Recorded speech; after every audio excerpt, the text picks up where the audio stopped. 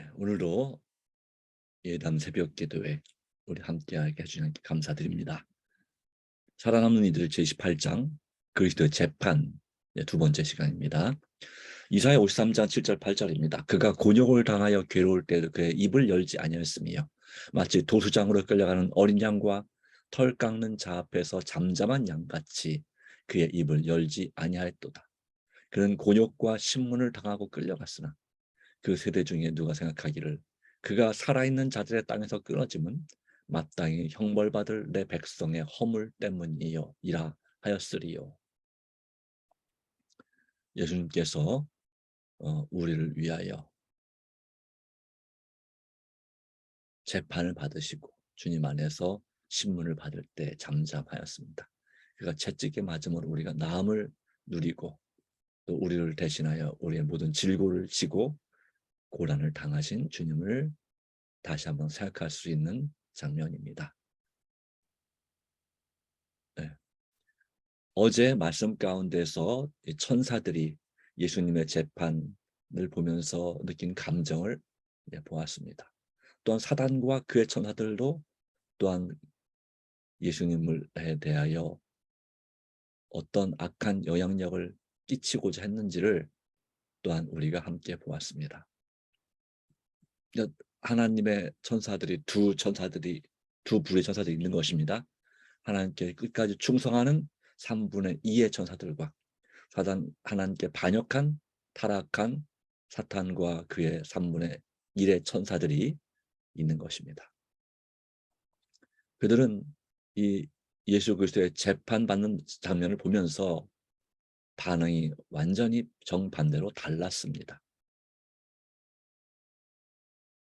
그리고 그들은 한 천사들은 구원의 계획이 성공하기를 바랐고 다른 천사들은 구원의 계획이 실패하기를 바랐던 것이죠. 그 중에 또 한 장면이 있습니다. 바로 베드로가 예수님을 3번 부인한 사건입니다. 이런 재판받는 와중에 이 베드로 그는 이 재판정에 가기 전에 내가 정말 예수님을 결코 버리지 않겠다고 장담했습니다. 근데 그랬던 그가 바로 이 예수님을 3번 부인하게 된 장면이죠. 이 그림은 이제 예수님을 3번 부인한 베드로를 예수님이 바라보시는 모습을 그려놓은 그림입니다. 수제자 베드로입니다. 근데 어떻게 예수님을 3번씩이나 모른다고 부인할 수 있을까? 이 법정 안에는 2명의 제자가 있었습니다. 바로 베드로와 그리고 사랑받는 제자 요한이 있었습니다. 근데 요한은 이 재판 장면에서 그 자신에 대해서 그전까지는 사랑받는 제자라는 표현을 쓰기 좋아했지만 이 재판 받는 장면에서는 다른 제자라고 그냥 표현하고 있습니다. 평상시 하나님 예수님을 사랑하고 예수님께 사랑받는 그런 제자와는 자신의 다른 제자다. 나는 정말 예수님을 사랑한다 하지만 예수님을 구하지도 못했고 또 예수님께 진정한 위로도 되어드리지 못했고 죄인 제자이다라고 했습니다. 같은 죄인이지만 사도 요한은 그 법정에서 자기가 예수 그리스도의 제자임을 부인하지 않았습니다. 아예 처음에 그 법정에 들어갈 때부터 솔직하게 나는 예수 그리스도의 제자다. 그리고 그의 집안은 아주 갈릴리에서 아주 유력한 부유한 집안이기 때문에 이 예루살렘에는 제사장들과도 이렇게 인맥이 있었습니다. 그래서 그 인맥을 통해서 그 법정 안에 들어가는 것이 어렵지 않았고 또한 예수의 제자 한두 명쯤은 그 자리에 있어야 그들이 당하는 그런 괴로움을 보는 재미도 있겠다 싶어서 그가 들어가는 것을 받아 주었습니다. 그런데 베드로를 또 이제 사도 요한이 얘기해서 들어오게 했는데 이 베드로는 안타깝게도 예수님의 제자가 아닌 척했습니다. 이 두 제자는 겟세마네 동산에서 예수님께서 간절히 기도하라고 말할 때 나를 위해서 깨어 기도하라 말할 때, 시험에 들지 하여 깨어 기도하라 말할 때 이상한 깊은 그런 마치 수면제 같은 그런 영향에 의해서 잠들게 되었습니다. 그들은 기도할 때 자고 있었습니다. 예수님처럼 정말 간절하고 절실하고 하나님 앞에 간절히 부르짖는 애타는 마음, 그분의 스승님이 예수님께서 그렇게 애타게 기도하고 얼굴이 정말 죽게 된 상태처럼 됐을 때도 그들은 그것이 그렇게 심각하게 다가오지 않았습니다. 처음엔 조금 기도하다가 그냥 피곤함을 이기지 못해서 잠들고 말았습니다. 그렇기 때문에 정말 기도할 때 기도하지 못했기 때문에 그들은 이 시험을 이길 능력을 받을 수 없었고 강하고 담대할 수 없었습니다. 이런 시험을 당할 줄 알았으면, 이런 고통스러운 장면을 경험할 줄 알았더라면 그들은 아마 간절히 기도했겠죠. 안타깝지만 사람은 미래를 알지 못합니다. 예언의 말씀을 통해서 어느 정도 짐작할 수 있지만 그것이 언제 어떻게 어떤 방식으로 나에게 다가올지에 대해서 우리는 깨닫지 못합니다. 그래야 베드로는 이 법정에 예수 교수께서 재판받는 장소에 들어갈 때 제자가 아닌 딴 사람처럼 그렇게 행동을 했습니다. 그 결과 그는 예수님을 3번이나 부인하는 죄를 저질렀고 마지막에는 막 저주하고 욕을 하면서 그렇게 예수님을 부인했습니다. 그러나 그의 마음은 편치 않았지요. 그리고 닭이 마침내 2번째 울었습니다. 여기 그림에는 잘 가려서 보이지 않지만, 글자가 가려 보이지 않지만 닭이 3마리가 있습니다. 예수님을 베드로가 3번 부인할 것을 상징하는 의미에서 닭 3마리를 그렇게 거기에 두었습니다. 그러니까 실질적으로 이 성전 안에, 아니 재판정에 닭이 돌아다니기는 쉽지 않습니다. 거의 불가능합니다. 예, 닭은 주로 먹을 것이 있는 흙이 있는 곳으로 돌아다니지 이렇게 대리석 바닥에 돌아다니는 이유가 없는 것이죠. 그러나 이 화가가 의도적으로 이 재판정에 이 닭 3마리를 그려 넣은 것뿐입니다. 그러나 이 닭 소리가 그 근처에 그 가정집에서 닭이 우는 소리가 들릴 수는 충분히 있었다라고 하는 것이죠.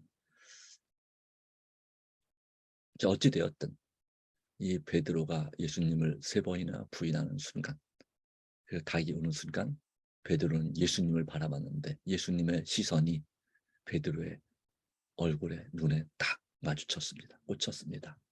그런데 예수님의 시선은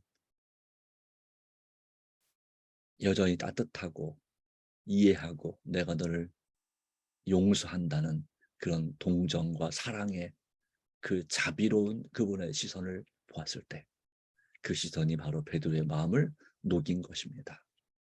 똑같은 시선을 예수님은 가룟 유다에게도 주셨습니다.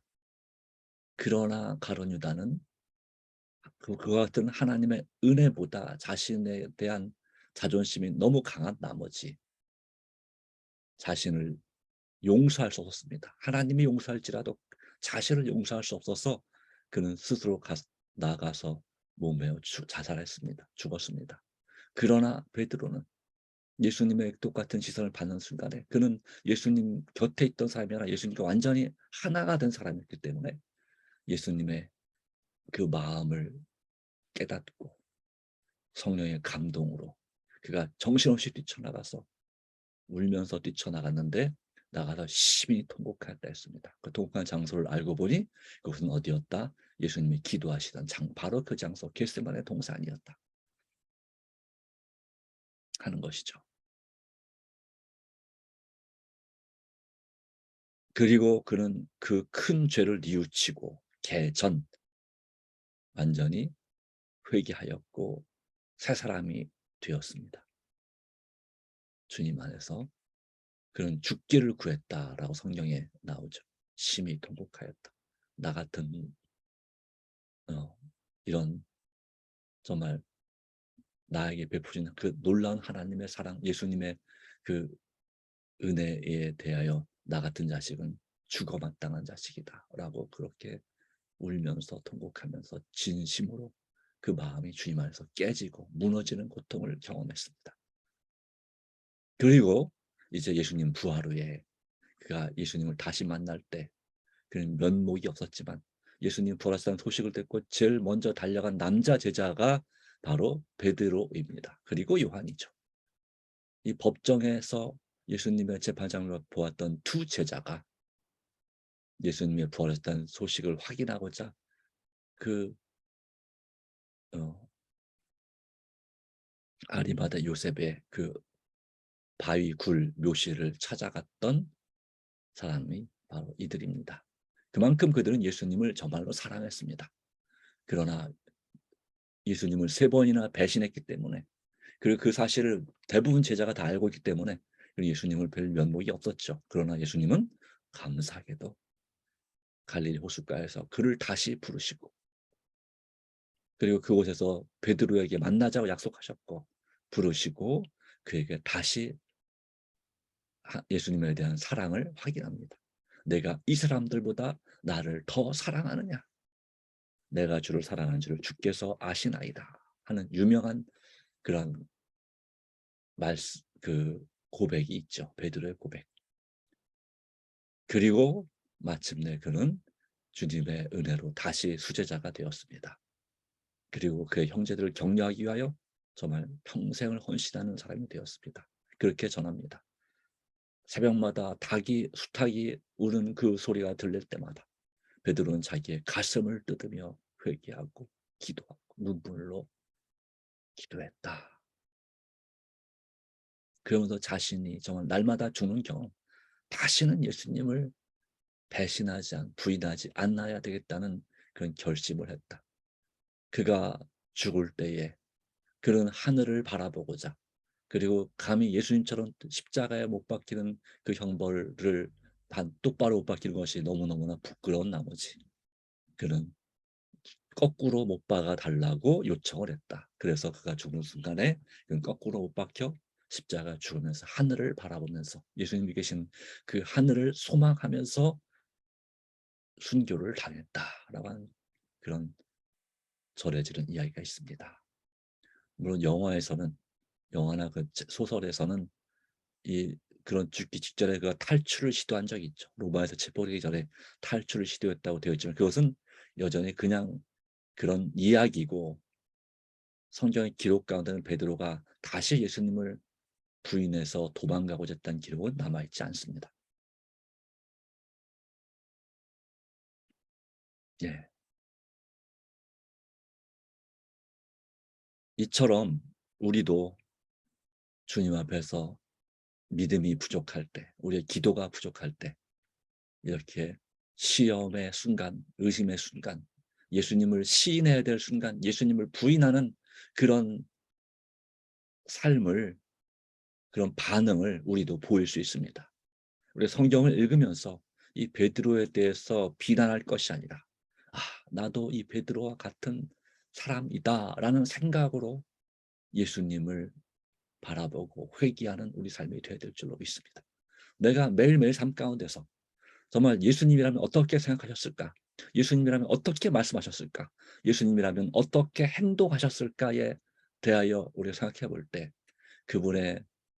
그분이 하셨을 것 같은 그 행동이나 말이나 생각과 달리 너무너무나 반대되는 그런 일을 우리가 얼마나 자주 쉽게 하고 있습니까? 우리가 정말 진심으로 주님 앞에 날마다 기도하는 사람이라면 말씀을 읽고 묵상하고자 하는 예수님을 정말 따라가는 그리스도인이라면 우리는 여전히 예수님을 닮아야 될 부분, 우리의 품성 가운데 다듬어야 될 부분, 우리 먹고 마시는 식생활 가운데서도 개혁해야 될 부분이 분명히 있는 것입니다. 우리가 무엇이 옳은지 알면서도 행하지 않는 것을 주님은 죄 없다 하지 않을 것입니다. 예. 내 공로로 내가 착한 일을 해서 구원을 얻고자 하는 것도 잘못이지만 그럼에도 불구하고 우리가 순종해야 되는 이유는 바로 예수님을 믿음으로 우리가 구원받은 하나님의 자녀이기 때문에 하나님의 자녀답게 우리의 마음과 몸과 영혼이 성결하여야 되는 것입니다. 그런 일에 있어서 주님 안에서 우리의 눈으로 들어오는 또 귀로 듣는 그 모든 것들과 우리의 입으로 들어오는 모든 것들, 이 모든 것들을 주님 안에서 구별하고 정결하게 해야 될 줄로 믿습니다. 여러분들이 이 말씀을 듣는 이 새벽 기도의 말씀을 듣는 분들이 일반 기독교인이라면 어, 글쎄요, 주님께서 조금 더 여러분에게 은혜 주실 일이 더 많을 것 같습니다. 그러나 여러분들이 제7 안식일 예수 재림교인이라면 우리에게는 더 확실한 진리의 말씀이 있습니다. 건강 기별이 있습니다. 또한 하나님의 십계명대로 하나님의 자녀답게 살아야 될 그런 사명이 있고 그것을 세상에 전파해야 될 사명이 있습니다.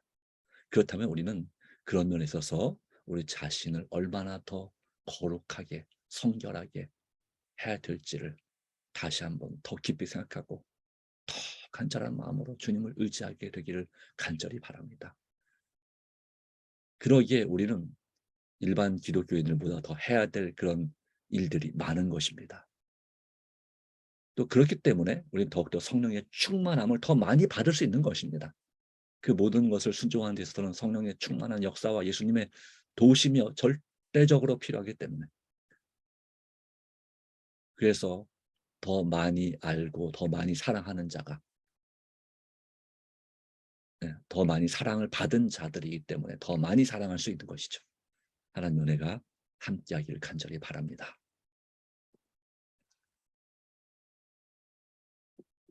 어, 예. 예수님께서 재판받은 장면 더 봅시다. 예수님께서 침뱉음을 당하고 주먹으로 침을 당하고 채찍에 맞고 갖은 조롱과 멸시를 당하는 모습을 천사들은 그 광경을 차마 볼 수 없었습니다. 저는 예수님을 구원하려고 하였으나 지휘하는 천사들은 저들에게 그것이 인생을 위하여 지불해야 할 큰 속죄의 값이라는 것과 오직 그것으로만 사람이 완전하게 되고 죽음의 권세를 가진 자를 멸할 수 있다는 것을 말하면서 그들을 제지하였습니다. 예수께서는 자기가 굴욕당하는 광경을 천사들이 보고 있다는 사실을 아셨습니다. 가장 약한 천사일지라도 그 조롱하는 무리를 힘없이 쓰러뜨리고 예수를 구할 수 있었습니다. 그는 자기가 만일 그 아버지께 구하기만 하면 천사들이 즉시 자기를 구해줄 것도 아셨습니다. 그러나 그는 구원의 계획을 수행하기 위하여 악한 자들의 학대를 견디셔야 할 필요가 있었습니다. 예수님 자신도 이와 같은 자기를 구할 능력이 있었지만 쓰지 않으셨고 또한 천사들을 그를 섬기는 예, 호위하는 천사들 그중에 가장 약한 천사 한 명에게만 명령해도 그 법정에 있는 모든 악한 무리들은 단번에 쓰러질 수 있는데 예수님은 그렇게 하지 않으셨다는 사실이죠. 그것이 예, 바로 우리에게 주신 하나님의 은혜이고 예수님의 우리를 향한 죽음보다 더 강한 사랑입니다. 그 격분한 무리가 극히 야비한 방법으로 능욕을 가해 올지라도 지금까지 역사상에 있었던 어떤 사람에게 대한 것보다 가장 야비한 방법으로 능욕을 예수님을 모욕하고 그렇게 할지라도 예수님께서는 온유하고 겸손하게 그 무리 앞에 서 계셨다.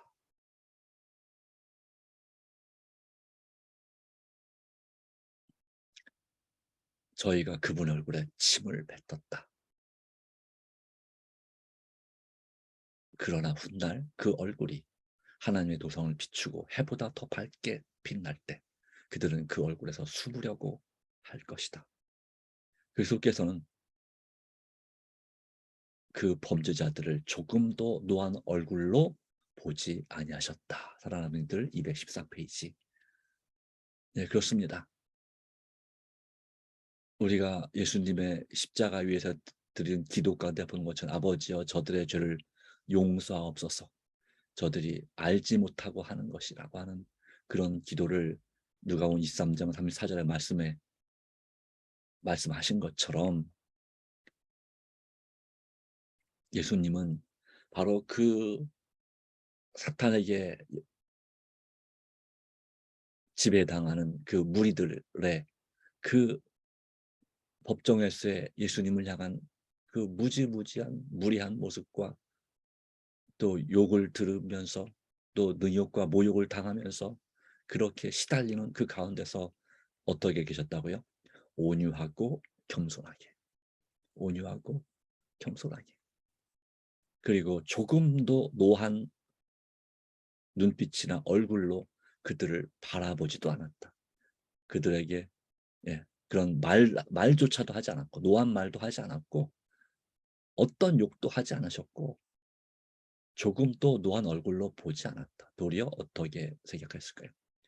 여전히 그들을 불쌍하고 동정하고 사랑하는 마음으로 그런 눈빛으로 애절한 눈빛으로 그렇게 온유하고 겸손하게 그 무리 앞에 서 계셨다. 정말 우리가 예수님을 본받는 데 있어서는 우리가 정말 한참 본받을 것이 많습니다. 우리가 이런 예수님의 상황이라면 과연 이런 모습을 가질 수 있을까요? 예수님은 참으로 온유하고 겸손한 분이었습니다.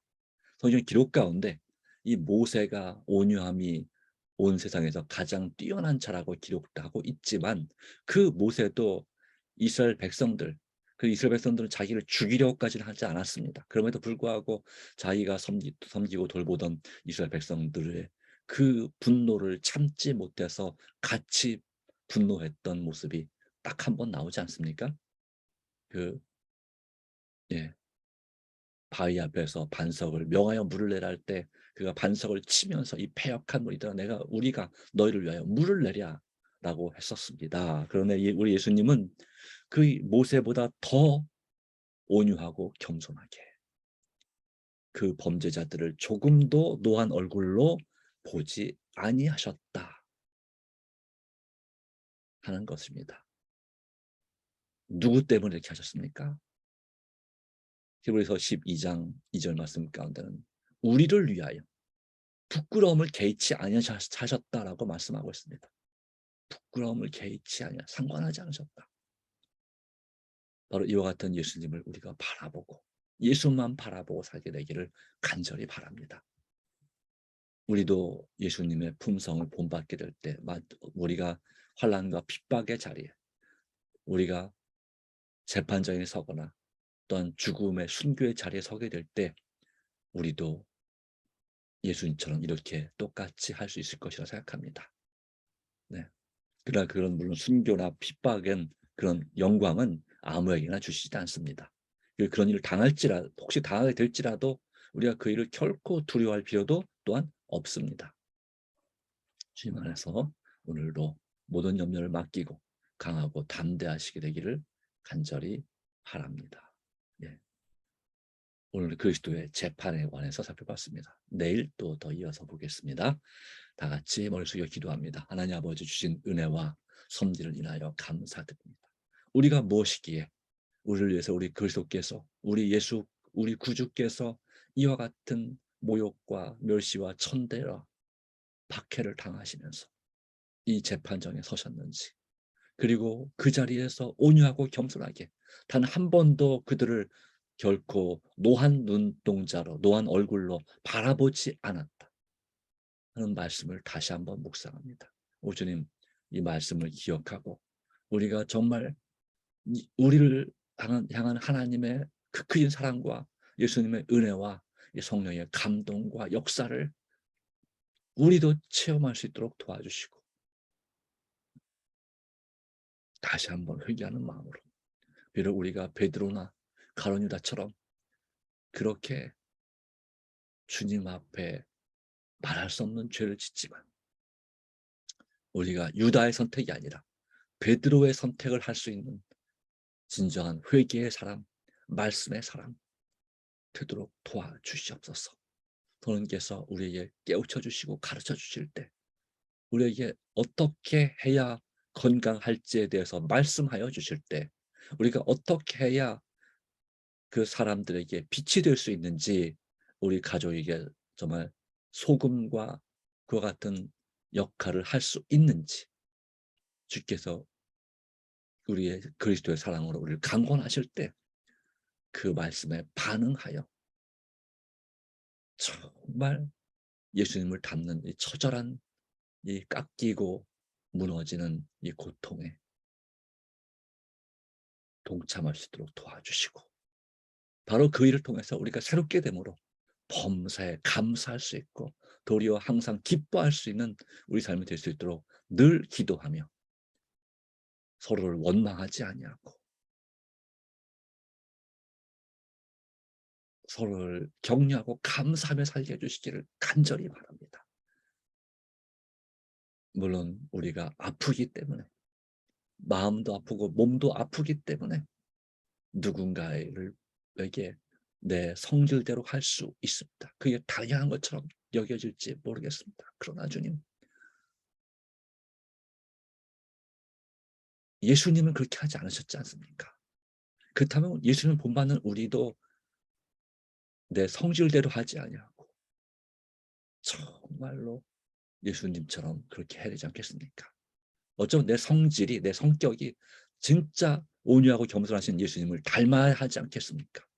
오주님, 그 일이 불가능한 것이 아니라 오직 성령께서 충만히 우리 마음 가운데 임재하시고 예수님께서 내 안에 계시면 이 일이 가능하다고 말씀하셨으니 주님, 오늘 우리 자아를 굴복합니다. 우리를 변화시켜 주시고 오늘 하루하루 삶이 비록 때때로 우리 몸은 아프지만 우리 마음과 영혼만큼은 행복하게 되도록 말씀으로 격려하여 주시옵소서. 찬양하는 삶이 되게 하여 주시옵소서.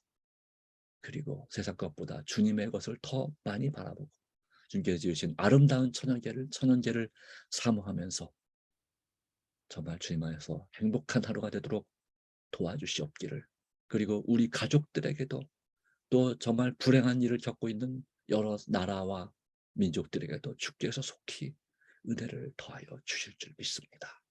우리를 사랑하시는 예수님의 이름으로 간절히 기도합니다. 아멘. 네, 감사합니다. 하나님의 은혜가 저와 여러분에게 함께하기를 간절히 바랍니다. 개인 기도함으로 새벽 기도를 마치도록 하겠습니다. 함께해 주신 여러분 감사합니다.